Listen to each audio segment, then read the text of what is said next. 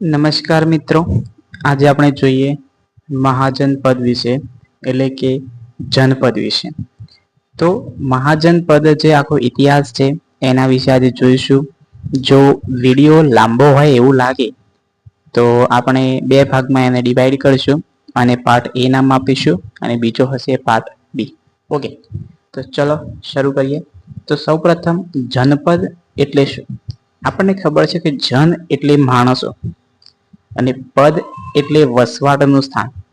એનો આખો મતલબ થાય કે માણસોના વસવાટનું સ્થાન એટલે કે મહાજનપદો.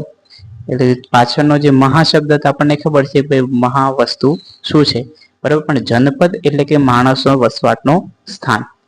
તો જોઈએ કે પહેલાના સમયમાં કેવું હતું, પંજાબ અને ગંગા નદીના કિનારો વચ્ચે જુદા જુદા રાજ્યોની સ્થાપના થયેલી, જેને જનપદ તરીકે ઓળખવામાં આવતું. એટલે કે શું ભાઈ, પંજાબ અને ગંગા, પંજાબના બાજુમાંથી ગંગા નદી નીકળે છે, બરાબર. અને એ બંને વચ્ચે, પંજાબ અને ગંગા નદીના વચ્ચે જે ગામો વિકસ્યા હતા, કે જે લોકો પોતાની રાજ્યોની સ્થાપના કરી, એને જનપદ કહેવામાં આવતું હતું. ઓકે, જનપદ. પછી જોઈએ મહાજનપદ. મહાજનપદ એટલે કે ઈસવીસન 7મી સદીમાં ઉત્તર ભારતના સત્તાના અભાવના કારણે નાના મોટા જનપદ રાજ્યોમાં વિભાજિત થઈ ગયા. એટલે આનો કહેવાનો મતલબ શું થાય કે ઈસવીસન 7મી સદીમાં ઉત્તર ભારત સત્તાના અભાવના કારણે નાના મોટા જનપદ રાજ્યોમાં વિભાજિત થઈ ગયા. એટલે કે એક અભાવના કારણે નાના મોટા જે રાજ્યો હતા અથવા નાના મોટા ગામો કહેવામાં આવતા શહેરો હતા, એ રાજ્યોમાં ડિવાઈડ થઈ ગયા, એટલે કે એકબીજાથી છૂટા પડી ગયા અને જેને મહાજનપદ તરીકે ઓળખવામાં આવે, બરોબર. હવે આપણે આગળ જોઈએ કે ઈસવીસન પૂર્વે 6ઠી સદીમાં ઈસવીસન પૂર્વે 6ઠી સદીમાં 16 જેટલા મહાજનપદો અસ્તિત્વમાં આવે. આમ આ વસ્તુ જે મેન છે એ તમારે યાદ રાખવા જેવી છે કે 16 જેટલા જે મહાજનપદો હતા એ કયા કયા હતા, બરોબર. એમને મેં નકશા દ્વારા તમને દર્શાવ્યા છે, એ તમે જોઈ લો. કંબોજ, ગાંધાર, કુરુ, પાંચાલ, મત્સ્ય, સુરસેન, શેદી, વત્સ્ય,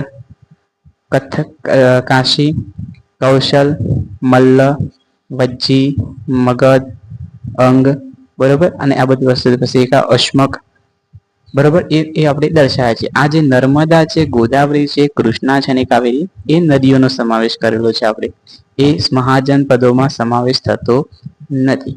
આગળ જોઈએ. હવે આપણે જે 16 મહાજનપદોમાં મગધ સામ્રાજ્ય જોયું, જેનું રાજ્ય એટલે કે મગધ, રાજધાની એટલે રાજગૃહ અને વર્તમાન સ્થાન એટલે કે હાલનું દક્ષિણ બિહાર.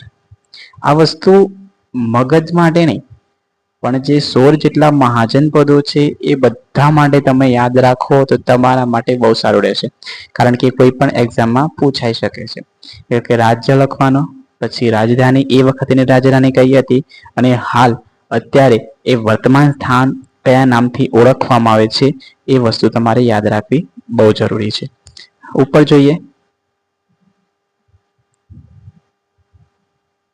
પહેલા 16 જેટલા મહાજનપદ હતા, આશરે માત્ર 4 મહાજનપદ અસ્તિત્વમાં રહ્યા. એટલે કે ભાઈ વાત એમ કરે છે કે પહેલાના જમાનામાં 16 જેટલા મહાજનપદો અસ્તિત્વમાં હતા, પણ અત્યારે હાલ કુલ કેટલા 4 જેટલા મહાજનપદો છે એ અસ્તિત્વમાં રહ્યા. કયા કયા? એક છે મગધ, બીજું છે કૌશલ, ત્રીજું અવંતી અને ચોથું વત્સ.